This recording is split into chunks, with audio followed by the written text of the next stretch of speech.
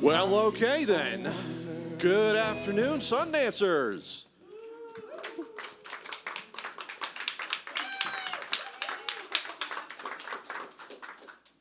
Damn, I love that's all I have to say, and I get a round of applause for that. That's cool. You guys are going to be easy. Welcome to the Canon Creative Studio and the Behind the Lens series of investigations and conversations with creatives and filmmakers here. This panel is co-sponsored by American Cinematographer magazine. My name is Jay Holben. I'm a director and producer in Los Angeles. I'm also an associate member of the ASC and the contributing technical editor for American Cinematographer magazine. And germane to this panel, wrote a little book called the Cine Lens Manual. That's all oh, come on. That's a big deal.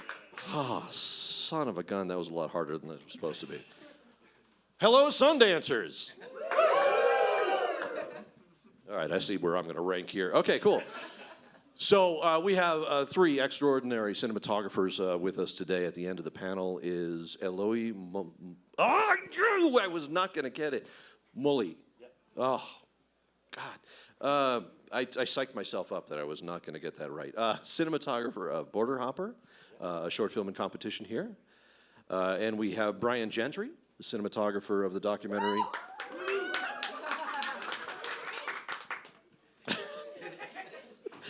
Well, they already know, Luther Never Too Much. And the legendary Mr. David Klein, ASC. I don't know about legendary. Well, let's see. Let's just dance through your resume a little bit here. We can look at, say, Mandalorian or Book of Boba Fett or Homeland or Deadwood the movie or 30th anniversary today, as you mentioned to me earlier, Clerks. Before you ask, I was really young. I'm just saying. So we're here to talk about lenses. And first of all, I got to say, I'm tickled pink to see this many people show up at 1 o'clock on Monday for a panel on lenses. So thank you all for coming out. I hope you knew this is not the How to Get an Agent panel. We're going to talk about glass, and we're going to talk pretty passionately about glass, and we're going to nerd out about lenses up here. And I'm going to give you guys a chance to ask some questions to the panelists towards the end here, but for the first part, I'm going to dive in, and we're going to talk about glass. So let's just start with the basic. Eloi, what did you shoot Border Hopper with? I shot Border Hopper with Canon FDs and a Sony Venice. And why the choice of the FDs? My first choice was to use the K35, but at the last moment were not available, and I changed to the FDs because I knew that I was able to do kind of the same look with a bit more work, and they were like covering the full sensor and everything, and I used it before the lenses. I knew them, which means it was really easy to use them. With the same DNA as the K35s, you're getting an extremely similar look, if not almost an equal look, depending upon which variation of the FDs that you're using. Yeah, they're like a bit more contrasty and a bit more sharp, but I was using a bit, I changed a bit my LUT to make it a bit less contrasty, and then I was using classic soft in front too, to lose a bit of the sharpness of the lenses too. And yeah, they were like really well, and I'm super happy with the look that we end up having on the shot. Yeah, we talked about it. Part of what you weren't happy with the camera in general was just the overall sharpness. You wanted to take that down and emulate the little softer feel of the K35s. Yeah, that was the idea. That was the idea. Like, I was selling the K35s to the director who's here, Nico Casavecchia. Congratulations. We used a lot the K35 in commercials before, and I was selling these lenses to him. He knows the lenses, and then when we had to change, I was like saying to him, okay, we're gonna get kind of the same look with the FDs, and it's what we had. Bryan, how about yourself? What did you shoot Luther with? We shot Luther on Arri Alexa LF and a mix of the SXT. Canon glass, the Sumire line. I had done a feature earlier in the year, and it was a mix of K35 and Sumire. And I really felt like this project, because it had such a reflective nature of this artist, it deserved a texture that would allow us to just go into the world, you know, and just not really be so clinical. So I needed something that would provide a texture that would, you know, exist throughout the project, but also be inviting. We had a significant amount of elderly talent and wanted to pay tribute to their skin, so complemented the glass with a 1/8 glimmer glass to just soften it out a little more. But what I liked about the Sumires is it had the character and quality of, to me, it had a better rendering quality than the K35, but it had some of the, and that's to my eye, I mean, I literally smiled when I saw the two, because to me it said, okay, they've perfected some things, they've modernized some things, but at the same time, I still get this feel, this atmospheric quality that I really enjoyed. I love the fact that you're incorporating a more vintage feel to emulate the more vintage archival material that's throughout the dock as well. And I imagine that you're shooting wide open all the time on the Sumires, right?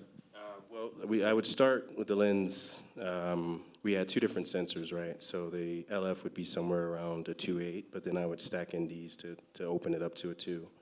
And then our Super 35 camera would also be at a 2. And we would compensate to meet that. Did I answer your question? Yeah. I'm like going back, I'm like really excited about this combo of LF, and I'm just like, I didn't answer his question. No, I mean, let's dive a little bit deeper into, and I'll get to you in a minute. Nobody wants to hear from you. Let's dive a little bit deeper into why the LF, why a large format, and this complement of glass with it. Wow, I mean, I feel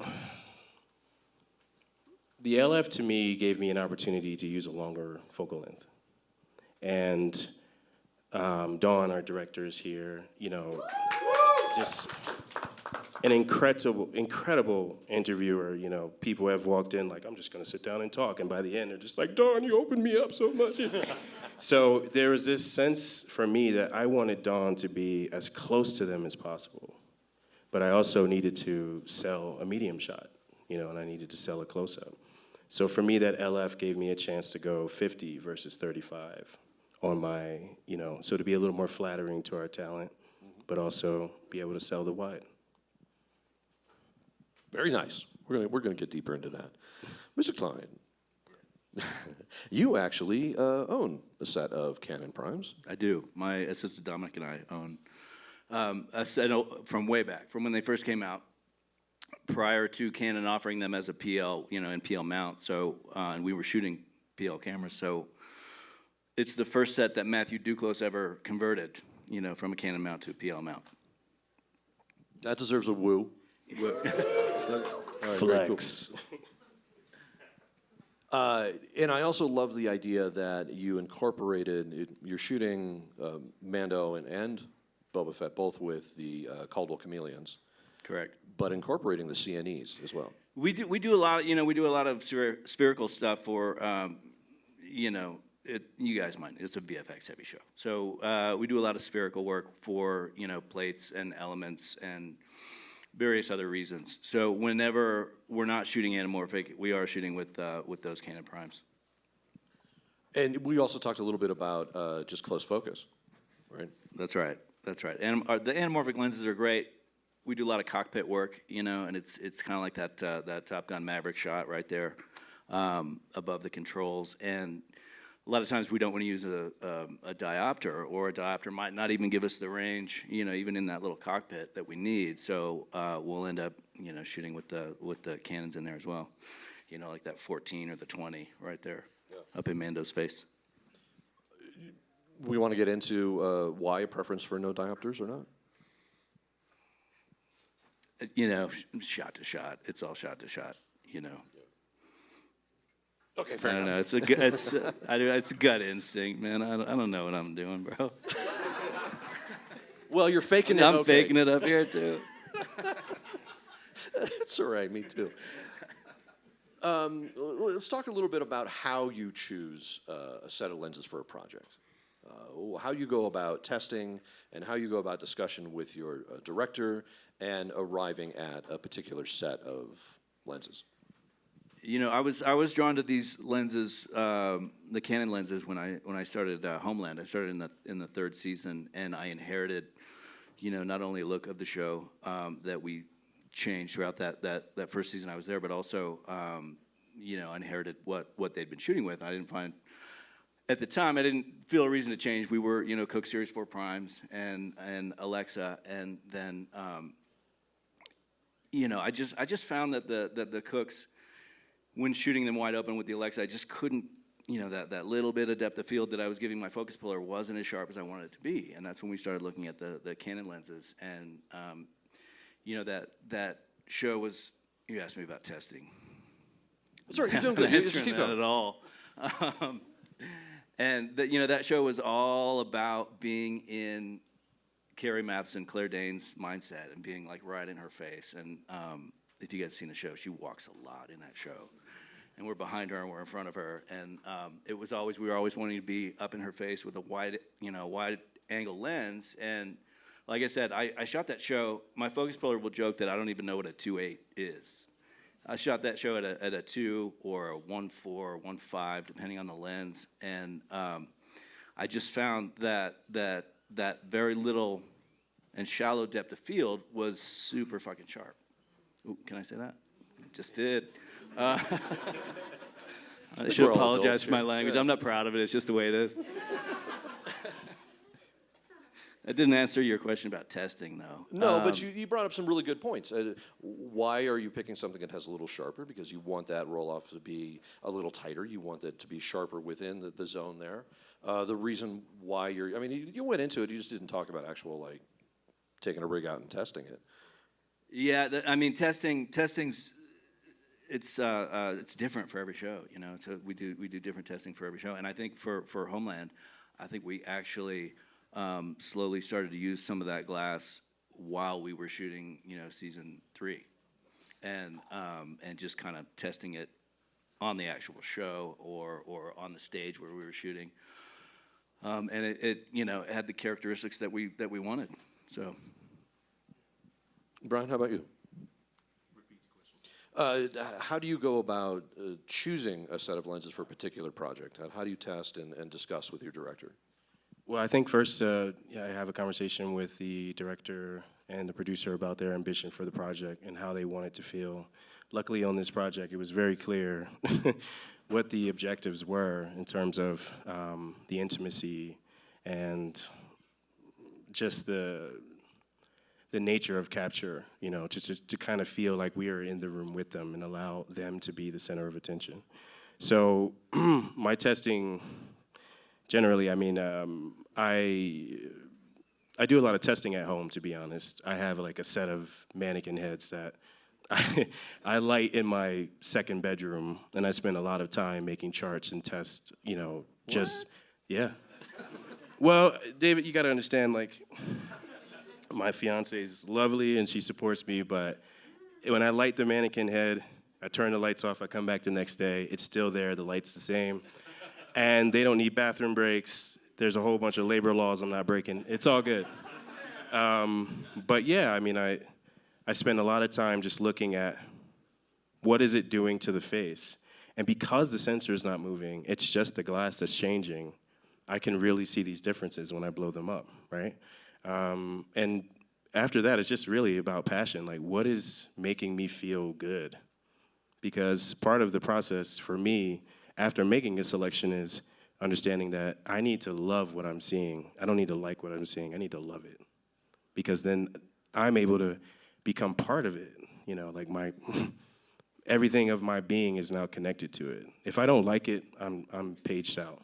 So I pick a lens that I feel fits the project, but if something makes me feel better, then I pick that. You're touching on something that I'm passionate about, which is the emotional response from the lens. And I think that there's a lot of filmmakers that don't understand or aren't savvy enough to have experienced that. But the choice of lens influences the emotional response of what the audience is getting from that image.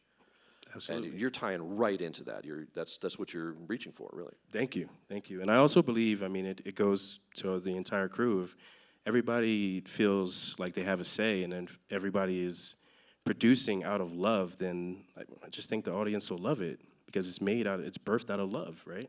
So when there's times on set when I'm looking at something and, you know, someone will come up and be like, man, I just love this.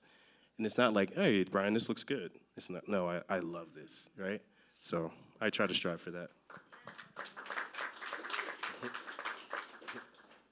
Nice, I love it. Eloi, how about yourself? I don't know what I say after him. But yeah, I love the lenses. I like to test them. I try to go with the directors to the testing rooms. Sometimes I get the lenses that they want. Sometimes the budget doesn't allow the lenses they want. And you end up with the lenses that you need to do a lot of more work to get that love that you need. But yeah, I love to go with the directors, to test the lenses, to put it on the computer, to compare different lenses, and then talk to the producers, say, okay, I want this, and let's see if I can get it. Yeah. Both of you have expressed passion for K35s, which, well, there's a lot of passion for K35s. Ironically, when they were released, they were rejected, especially by the higher end cinematographers. They were kind of considered the poor man's super speed. And in recent years, they've become so popular that they're really one of the most asked for sets of lenses out there. I want to talk for a second about why. In my case, I feel like the difference between film and the digital is the sharpness of the image and the sensors. And I feel that the K35 had that balance between the sharpness and the softness of the image that I really like it. Like, I'm more on the soft side of the image than the sharpest. Sometimes if I have to do a lot of post, I'm forced to do, like, to go with the lenses that are a bit more sharper. But if not, they're like one of my first choices, the K35. I mean, I think because of the technology at the time, you know, with scanning film prints, you know, and now you have this revolution of what we have 8K, 12K sensors. We're looking for something to take some of that clinical edge off the image. But me personally with Canon, I mean, when I first started, I couldn't afford a lot of things. So I would go to Mr. Lee's camera shop, and what I saw was a ton of FD lenses.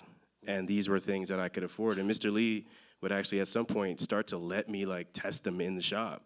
And then he'd be like, you know what, I like you come here all the time, and here, you buy that one, I'll give you that one too. And he would suggest like lenses, focal lengths I didn't even know existed. I didn't know about the 55, I didn't know about the 58.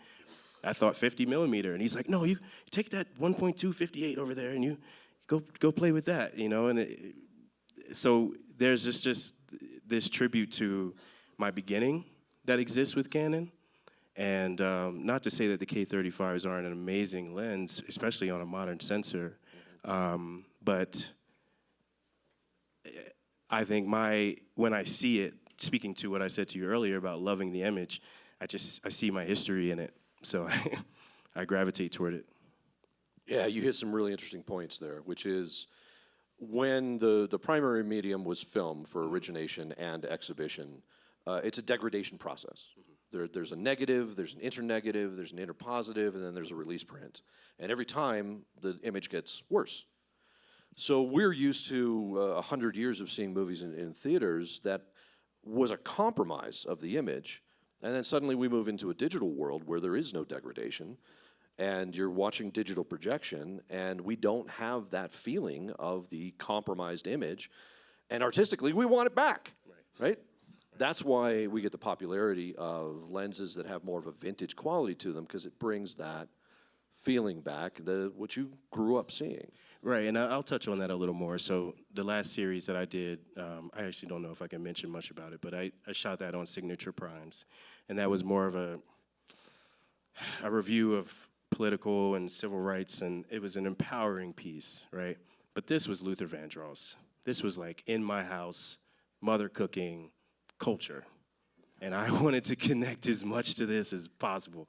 So there was no way that I was gonna sell myself short shooting signatures and being clean and clinical, and I love them. I love those lenses, but I think I just, again, like I said, I needed something that reached back to me and allowed me to see it and relate to something that I've seen my entire career. I'm going to go slightly rogue here and delve into something that Canon doesn't have a product line in, but there's a lot of love for on a similar note is anamorphic. And you've done a substantial amount of anamorphic work. And I want to kind of talk about why. Why do we go, especially in the digital world, why do we go with an anamorphic lens? Again, and my experience in the last 4 years with anamorphic has been in, the antique glass, in that push for antique glass. And even though what we're using now, Caldwell Chameleons, they're not antique, they're new glass, they're new lenses, but they're based on an old Bausch & Lomb design from the 1960s. And so it's a feeling that you get. I inherited anamorphic and Arri LF when I started on the Star Wars shows, and it goes back to the originals, the original movies. A lot of what we do every day is plan. What would George do? How would George have done this? And at its core, the core answer to that question is like, well, he'd be doing this anamorphic, and there's definitely a feeling that you get, when you look at an image and these chameleons or whatever antique, vintage, anamorphic lenses you're using, they really fall apart on the edges. They really do, and I really like that look. It helps out with our volume work, and it's just kind of it hits you in the gut. It reminds me of being a 12-year-old watching, the first Star Wars movie ever to come out. Yeah, again, it's an emotional feeling. Did I say 12? I'm at 7. I wasn't doing the math. I don't know if anybody else was. But now they are. Yeah, it's an emotional feeling. It hits you in the gut, and it gives you that nostalgic feeling. I think that most of the time when we're creatively reaching for anamorphic, we're trying to get like that 1970s Panavision C-Series kind of look. And the Caldwells reach very closely to that. Of course, Bryan has a history with Panavision, Bryan Caldwell, who did the design of those. So they're kind of a close approximation, but hard to get your hands on. Yeah, I mean, Bryan Caldwell makes them in his shop in Glendale, California, one by one. So it's not like you can order a set and pick them up, in 2 or 3 months even. So when we were switching, does anybody work for Panavision here? Anyway, when we were switching from Panavision to Otto Nemens and the Caldwell Chameleons, we needed 4 sets. And they're really hard to come by. So my trusty assistant, Dominic, he scoured the globe. Found a partial set in New Zealand for sale, partial set in London for sale. He and I bought those. Otto Nemens found their, another 2 partial sets. And then Bryan Caldwell filled in the blanks with new glass for us. So it was a 6-month process. And nail biting. We were starting Mando season 3 at that point, and I think we had our 2 sets when we started principal photography, and we didn't have our other 2 sets until we were starting our 2nd unit work. You know what I mean? So it was down to the wire. So not easy to come by. But again, it's that feeling you get when you're looking at something that was shot on anamorphic. I mean, you go back to you mentioned the C series and the T series, Blade Runner, the original Blade Runner. That was right. That was one of the movies that made me want to do what I do. I remember seeing it at the drive-in. You guys don't know what a drive-in is.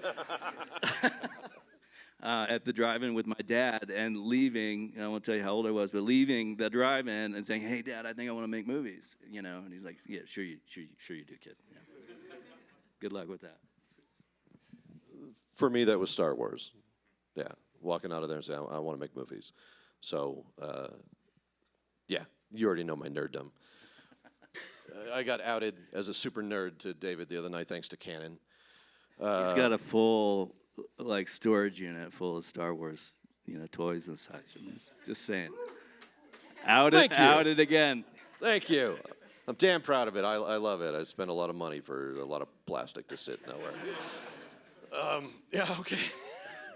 Let's not talk about the nerddom anymore. Let's get back to glass. That's not nerdy. Oh, well. It's a different kind. Part of what always attracted me to lenses is that there's a perfect combination of deep science and physics with just voodoo.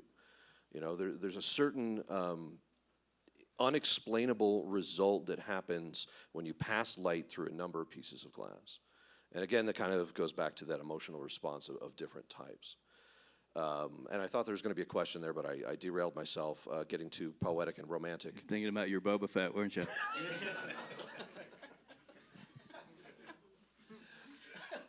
Oh, it's not easy to embarrass me, but you did a good job right there. Let's just do a basic question real quick to get off of this. Preference between primes and zooms. David, I'll start with you. Primes. Forever it's been primes. And back in the day, like you were mentioning, all the processes that we had to go through before a film was actually on the screen, and your negative and your processing and your interpositive and your negative and your dupes. I always wanted primes because it kept the image as sharp as possible for as long as possible. And zooms just weren't as good. They were softer. They weren't as fast. And these days it's different. These days. Especially on Homeland, we used a lot of zooms as variable primes. We did a lot of car work, and you get in a car, the operator's next to the driver, or you're in the back seat, whatever. Sometimes you need, it needs to be a 22, because I want to hold the actor's hands on the steering, whatever it is. Yep. You just need that flexibility. And these days, zooms are a lot sharper. They're a lot faster.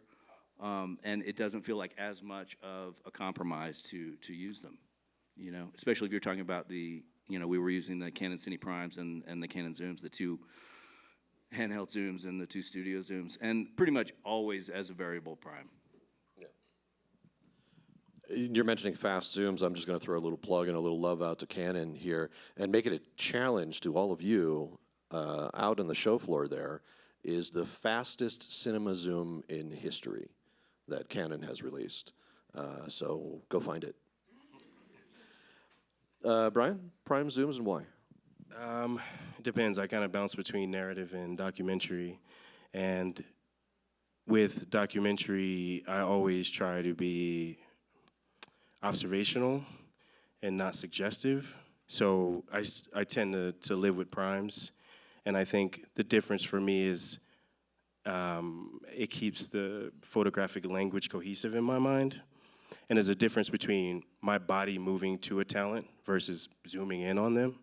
And I try to allow the director to be suggestive and not me, just popping lenses, all over the place. So I tend to work with primes. And I also, to what David said, I do like the usability of that, because you may think your day is ending on a dock, and then now we've just got, license to jump into a car with talent during the night and driving home, and a 2, 4, or 3 is just not going to cut it if you want a clean, signal. So just having that flexibility helps me, feel confident in choosing primes. Eloi?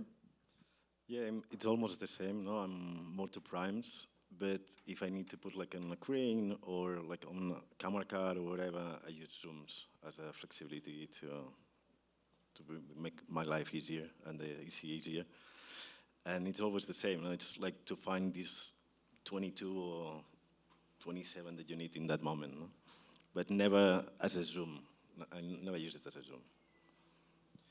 Yeah, that really fell out of popularity in the 1980s, really, the idea of zooming in shot. There's very few filmmakers or cinematographers that use them today.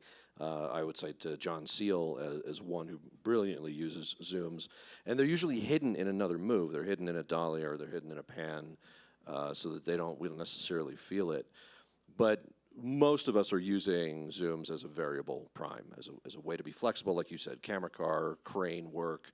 But you're an idiot if you're throwing primes on a crane. It's just going to cost you too much. I'm sorry. It's you're like, well, okay, well. I saw your reaction to that. From legendary to idiot, did I? It happens so fast in Hollywood, doesn't it?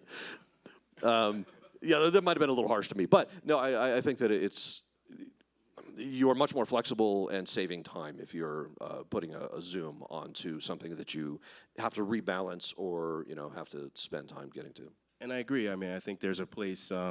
I do the features that I'm doing are in the indie market, relatively low budgets, and there is a place for that because that can, when you're doing a 9-page day, it becomes a quantity game, right? But as the artists behind the camera and the G&E department, and also everyone else, they all appreciate it, but you have to find the best way to shave time to fit quality in that quantity game.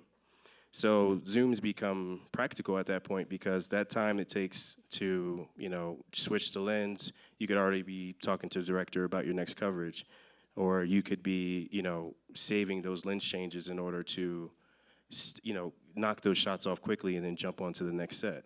So it does have a place, but if I can shave time another way, I will, and I'll stay with the primes.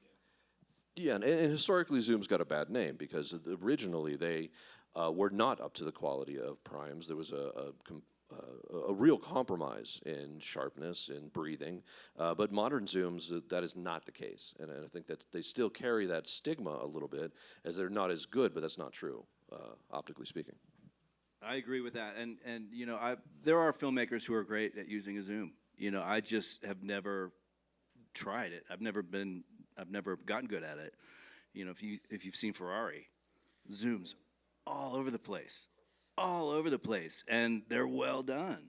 And I thought I never would have thought to do that in a million years. And going back to Conrad Hall was great at using a zoom, and sometimes hiding it. He'll hide it in a lateral dolly move or something. But American Beauty, they're all over the place.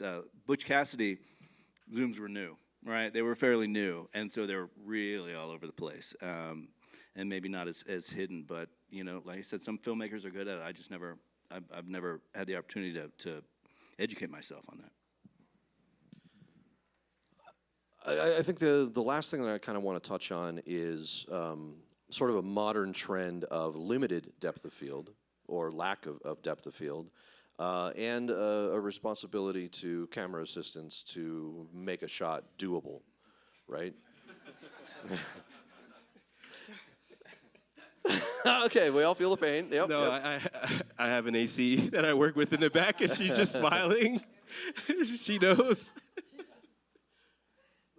No, please take it. No, I mean, I'm gonna throw it because on you then. I mean, I would love to let you finish your question. No, I mean, it depends.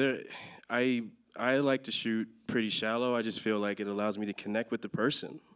But I also, you have your times where that's just not, it's not a valid choice. If you're doing something where their environment means something, then maybe you go a little deeper because you want to be able to articulate where are they. Especially in doc, I've heard a lot from directors like, yeah, it's starting to feel a little green screen. And I had to think about it. It's like, you know what?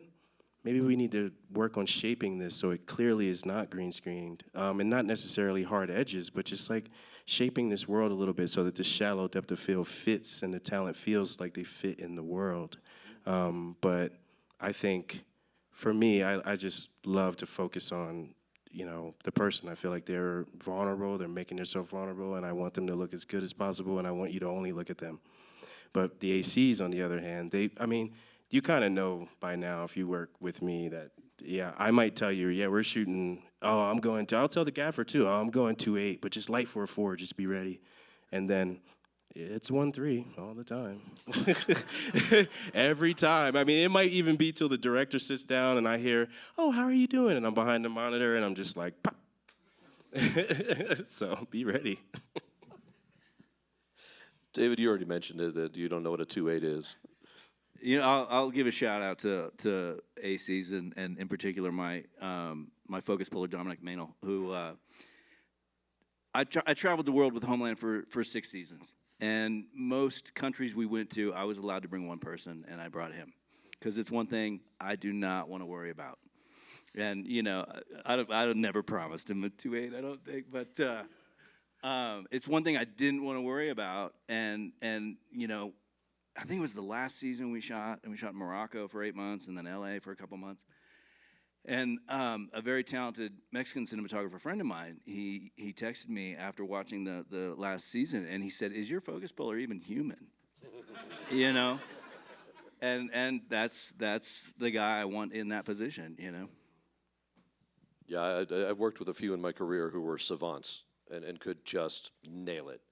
And they spoil you, right? It's harder these days too, you know, because when we used to shoot film, there was a much softer roll off from in focus to out of focus. So there was what we used to call usable soft, you know, and the operator would tell you, the operator was the only one that could see it. And well, we missed it just for a moment, but it's usable. It doesn't exist anymore. It's just there's a cruel, cold edge from going from in focus to out of focus, and so and they're all pulling up monitors now, which it seems harder to me, man. But Go ahead. Yeah, I was a focus puller for 9 years. It means I know the job. It means I know what I'm asking them, and sometimes I have to say that I'm not sure, like, if I don't know the focus puller that I'm going to have because I'm in another country or whatever, that is going to affect my lenses too. Like, I'm not going to go with the lenses to 1.3 if I don't know the focus puller. And because some of the times when I'm using the lenses, it's because I want to go to 1.3. And if I don't know them, I'm not going to choose them, you know? I mean, sometimes, depends on where I am and who's going to be my AC, I'm going to change the lenses too. Because I don't want to be like out of focus all the time. And it's really hard. It's like I was pulling focus on film, and it's what he said, no? The rollover was like totally different now. Now it's in or out. There's nothing between, you know? And it's really hard.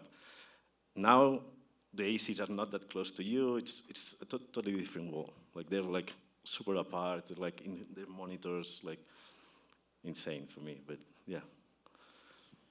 I think I always felt that it was, as a cinematographer, it was my responsibility to make sure that the shot was achievable. So if we were in a situation, I was putting an AC in a situation where they just sweating bullets and they just can't get it, then it's my fault. Okay, then I need to readjust. We're going to get me a new roll. We're going to push one stop, and I'm going to give you another stop to make this shot work. Yeah, like it's what he said, no? Like, I'm trying to light giving me that stop or stop and a half extra just in case I need to help them, you know? But yeah, sometimes you look to the AC like, and you see them like sweating, like, you know, like you earn the minimum and they cannot get it, and then I'm trying to help them too. Which eye do you want in focus? Right? Yeah. No, I think because also, like he said, I give that room, because also there are ACs that, you know, I work with 3, that's it. And they all know, we've all grown together. I've worked with them all the way from 2.8 and a third to T3. It didn't start with the first day on the job, here we are. But as we were making that journey, you know, I could see once we hit 2, there was a little bit of trouble, because at the same time we were transferring from mini to LF. And then that was an entirely different world for them. And it did feel unfair, but they also brought this eagerness they wanted to achieve it. It wasn't, I asked for it, but they also wanted to be able and be capable of doing it. So I'd give them a take, you know? And if it was usable, then we keep going. But the moment that it became a problem, then I would just, you know, I say, all right, we'll get it next time, and we stop it down and give them a little room. But I guess I don't know. Maybe I'm not that thoughtful, because I never, like you said, you're like, it's my responsibility. I'm like, no, I kind of hired you to do this, man. I mean like, are we going to do this or not? Yeah. I do love me a fast lens and a larger format and really shallow depth of field. So it's okay. On that note, I want to open it up and make sure that you all. Oh wow, thank you. So I didn't even have to finish my sentence. I love it. Thank you for the passion. Please. Hi, I'm Nate Anderson. I'm a director and producer. My question is for you, Bryan. Can you speak to your process and choosing of lenses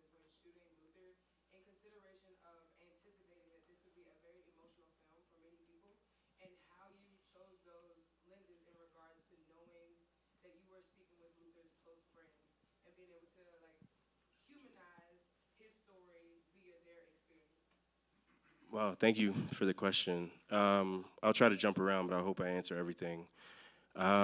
First, it was an incredible honor to be able to work on this project. Like I said, Luther's music echoed through the halls, and the cookouts and everything that I functioned as in growing up.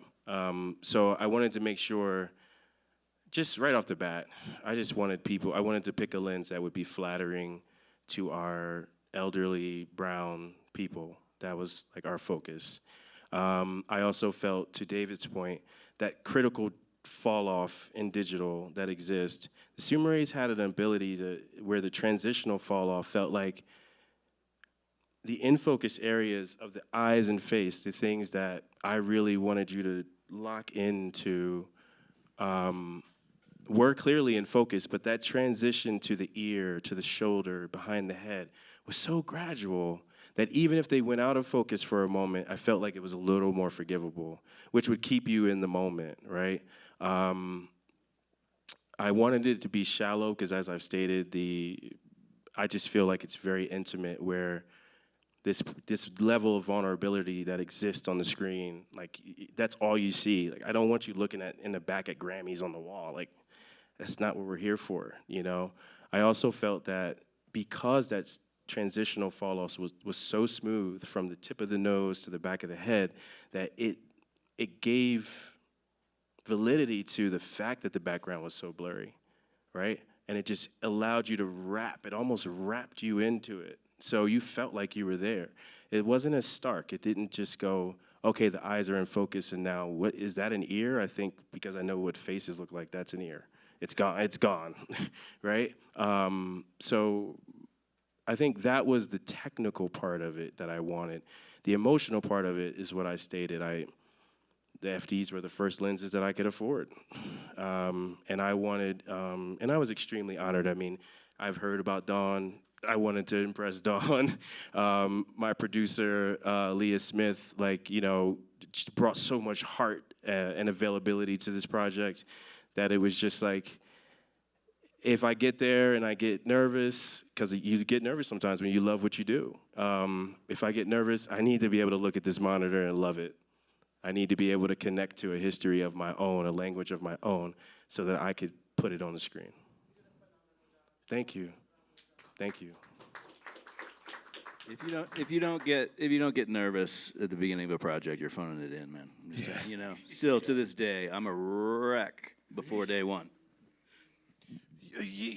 Oh man, we could do a whole panel on that for sure, because that's a real thing. That's a real thing. I think I said yes. David, you mentioned how with the anamorphic, falling off on the edges helps on the volume. Could you speak a bit more about how shooting on the volume affects your choice of lenses? We spend a lot of time and money creating all this content for the volume, and then we try and just fuck it up because it's one of the things that shallow depth of field and in particular with the anamorphic, where you are getting this antique kind of fall apart, on the edges, almost like a portrait lens. It tricks the mind into thinking, okay, that pillar is real, but that pillar behind it is virtual. And if there are some defocus tools that we use in the volume, but they're good, not great. So doing it in the lens is preferable, and the more you can get that virtual content kind of out of focus, the more it tricks your brain into thinking it's real. So and again, I inherited the anamorphic aspect of Star Wars when I joined Mando season 2, and I've found no reason to alter it. Works pretty well. Did that answer your question? Okay, good. Thanks. The ASC Lens Committee, we are investigating exactly that topic and exactly what sort of tuning and what sort of characteristics really work best for the LED wall. So sometime in the next year, maybe we'll come out with that. Yes, sir. In the Star Wars hat, please. I've heard a lot of DPs of a certain age, David, who worked in film, and when emulsions went away, lenses kind of became the new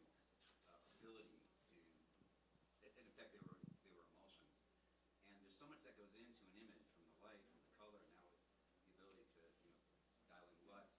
Where for you guys does the lens, maybe put a percentage on it even, where does it fit into the overall goal of what you're trying to do with the image? It's taken on almost a, really high level of consideration with the vintage and the rehousing, and you're taking the lens and you're saying, this is my image is really based on this lens, rather than a lot of other things going on the set. 140%. No, sorry.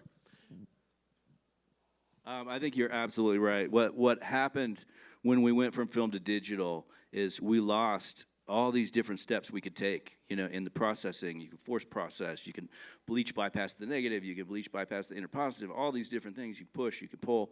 And each one of these things did something different to your negative or your inner positive or whatever it is, and to the final, the final image. Look at Three Kings. It's a great example of, they shot negative, they did a bleach bypass, and then they also did cross-process reversal for the 3 different looks in that. And that's what we lost. And so what happened, everybody kind of took their standard lens packages and gravitated towards digital, whether they were shooting Canon or Alexa or Red or Sony. We just kind of took what we knew and moved it into the digital world, and everything started to look the fucking same. It was like you can do different color correction, but if that's the only thing you're adjusting, everything just started to look the same. And I think that was one of the things that it has driven and is driving this this desire to use vintage glass, because we lost that, and now we're seeing other ways to add some of that character back in. Like this is total high-end, very expensive stuff, but like on Dune, they shot digitally, went out to film, back to digital for projection. They did the same thing. Greg Fraser did the same thing on the Batman, but he went out to a cross-process inner positive and then back to digital. So we're seeing, I think that is part of also what was lost, and I don't think I answered your question, but I'm going to say 65%. Either you guys want to address just how important the lens choice is? I don't know if I could put a percentage on it, but it's very important in terms of what I'm trying to sell to you as a viewer, right? The lens needs to fit in that world. It needs to promote this idea. It needs to harness it, carry it. So I think there's been opportunities where I've even used lenses that are not mechanically as sound, or workflows that are, you see people using these speed boosters with medium format primes just to try to harness this character, because they feel that the viewer, it would be more believable. And we don't all have David money, we don't all have lens chases that exist around the world. The man said he found where was it, New Zealand? There was a set in New Zealand, yeah. Partial. Yeah, partial so, I'm at Mr. We Lee's. didn't go there to get it. That's where it was. So yes, it's important. Thank you.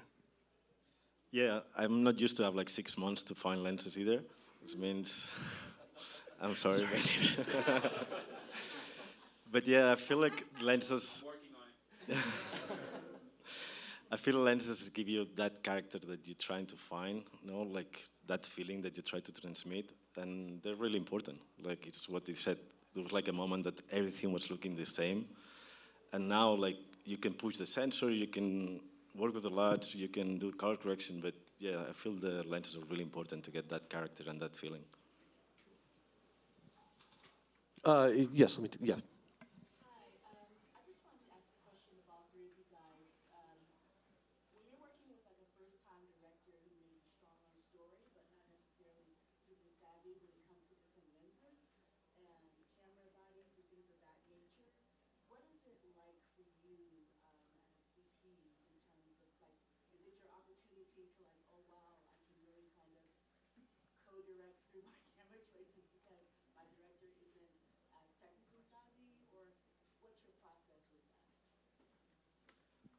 Well, there's like sometimes, all depends the directors. Like there's directors that they really like lenses and they're like really involved on the choice of the lenses, and there's directors that they said, I don't give a shit, like like that's your job. But yeah, like I'm trying to get them involved in the choice of the lenses and explain them and teach them about the lenses and why that's my choice for that project, or that is the other choice for the other projects, no? But yeah, like I'm trying to work with them. In narrative, it's kind of when I'm speaking with a director about a piece, and let's say they don't necessarily have a hold on the photographic language. I ask them to download Artemis, and I'll put a lens package in their phone, and then I ask them to just go around and take pictures of your family, take pictures of things you love, or just take random photos, and then share them with me. Let's see what your eye gravitates towards. Because I know at this point, it's my responsibility as a cinematographer to make sure that the photographs are speaking to your voice, but I also want you to feel a part of it, because you are the vision, like you are the vision of this story. This is coming from you, and I'm just helping you tell it. So there's just that moment of, hey, let's work together to familiarize you with what these perspectives do and what they look like. And if they have the money, or if they have the interest, then I'll ask them to buy a stills camera and help them acquire the lenses. But that's kind of the road I take with that. I've worked with a lot of first-time directors and directors that are very experienced, and regardless, the director's the boss. It is. That person is in that position for whatever reason, and I'm in my position for whatever reason, and it's my job to support their vision, and it's my job to take what's in your head and put it on the screen. And so, and I've had directors that are like, just put a 50 here, and that's fine too, because they know, and if they don't, it's my job is to support. Bryan mentioned Artemis, which is an app, a director's viewfinder app.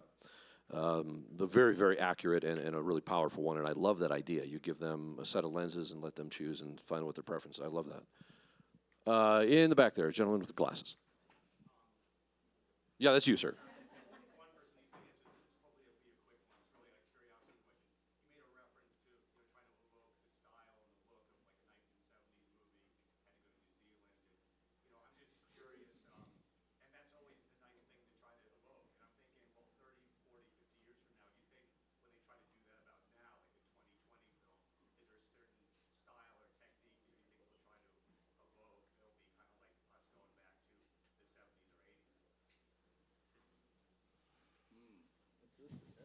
That's a tough question to answer. We're talking about the future now.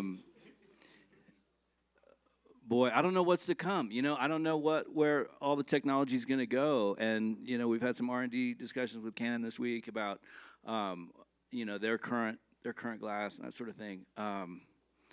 I think it's going to be an emotional, again, a gut instinct from somebody who's 9 years old now, and in 20 or 30 years, it's going to be what reminds them of that cinematographer or director, what reminds them of their childhood, and it might be based on movies from the 80s. It might be based on movies from right now, That's a tough one. That's a tough one, man.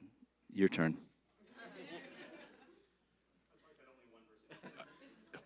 I answered it very well. Yeah, I'm not sure. Like David said, I'm not sure where the technology's going, but I would assume, if I were thinking and being excited about it, that volume would adjust. The ability to, and this is completely ignorant because I'm not shooting on volume, but I would think just the way we can articulate our worlds on volume would adjust, the type of panels we're using. So the lenses that we're using at that point would still just be how we're flattering talent, but the world, the immersiveness of the world would change based on the technology behind it, right? And that would assist us in doing dated films. Like right now, if somebody said, okay, we're gonna do a film on the 60s, then I'm gonna go look at the major films from the 60s and try to grab that glass. But then now we have the art department. We have so many other things that contribute to that. But on volume, we're really just the camera, the lens, and the talent, and then the rest of it is let's see where we go. Yes, sir. Can I ask you about, like, if there's any sort of psychological, almost like a vocabulary or palette with these lens choices that you have? Like you talked about, making artistic choices, or if you want to flatten something, etc. But I'm wondering if these lens choices have something where I think of, like, to talk about the zoom, your body doesn't move that way. So it's almost like an entirely different psychological effect on the viewer. And maybe you want to choose that in certain senses or get away from it. Is there something about these lens choices where it was that kind of thing? Can I take that? Okay, great. Absolutely, there's a huge language and there's a huge, again, emotional response. And I think one of the better kind of connections to that is how you as an artist see the image that you want to create. Do you see it as a memory, or do you see it as something immediate now? You could take a scene of two lovers in a field, and they're intertwining their hands, and the sun is coming through their fingers. And if you make that soft contrast and flary, that feels like a memory. It has an emotional aspect to it. If that's crisp and sharp and high contrast, it might feel immediate, but have a completely different emotional response. And yes, there is a huge vocabulary that defines all of that. It's in the Cine Lens Manual. Plug. I had to do that at least once. Very nice. Very nice. I think there's also, there's such a big difference in your lens choices. Like if we're doing a scene about either you or me, if I have a wide lens up here in my face and a long lens on you that's my point of view, that's obviously my story. And whereas if there's a long lens on me from where you are and a wide lens up in your face, that's definitely your story, So lens choices can definitely lead to whose point of view it is and whose story you're telling. That didn't answer any part of your question, but. I'm curious about your personal choices, and that was exactly that kind of answer. I don't know how much of that is a universal thing. I think It's all subjective, It's all subjective. It's the way you want to tell your story is not necessarily the way I want to tell my story, and it's all valid. It's all legit. And well, just to top on that, I think that's what I meant by being observational and not subjective, right? And, it's tough because you have to explain to a director why you're not using a zoom. They need to cut a scene. You need to capture the content. But as someone who's engaging with this person, I just want to be taken on a journey. I want the viewer to be taken on a journey. And that means sometimes me chasing them around the space versus, just punching in and doing something like that. So I think that's where I align with what you asked. We're running short on time, so I'm going to take this as the last question. First of all of you, congratulations on all the great work, and thank you for sharing. As a writer-director who comes from camera, I'm always really interested in process when you're looking at prep. And with AI being what it is now and ever evolving, I'm curious what you guys each do with your director to prep as you're storyboarding, as you're visualizing, you're doing your visual boards. What are you using at the moment beyond like shot deck or whatever? What is your process as you're getting down to the gritty? Well, I will say Shot Deck is huge. If you guys aren't familiar with Shot Deck, it's a website that Larry Shearer came up with. And it's basically a database of movies and TV shows where you can literally type in the cinematographer or what type of scene it is, a moody blue scene in the rain, and it'll come up with all these images. And I've also been using Midjourney for a lookbook. It's really good at doing certain things. And sometimes I'll feed it images and tell it to do something, and it'll turn a shot I did at a location into what looks like the scene that we're going to shoot there. And and you can fine tune the lighting and that sort of thing. So AI is not all evil. But it's being able to use that and Shot Deck and all sorts of things as reference and creating your language with the director for that specific project. I'm using a mix of Storyboarder and Cinetracer. So Storyboarder if the director or producers, you know, are sending photos of potential locations, I'll do like a 3D mock-up comp of the composition and their framing relative to the space. But if it needs a little more, then I'll go in CineTracer and actually design lighting for it and send them just an idea of what these units are going to do, just so they're aware of why I'm asking for these tools and what the difference would be if we were to go with something else. Yeah, in my case, like I like to start working with the images with the director, like try to be like aligned with the vision of the director, and then as much as we can do, like storyboards, everything, it really helps to do the best prep possible, because the day of the shoot you're tired, you're nervous, you're like whatever you have, but it's really nice to have time to do a proper prep and to go with the director with every scene and see everything. No? On a short it's easy, on a movie it's way more complicated, but yeah, it's really nice. Eloi, Bryan, David, thank you, all three of you, for being here and being so generous.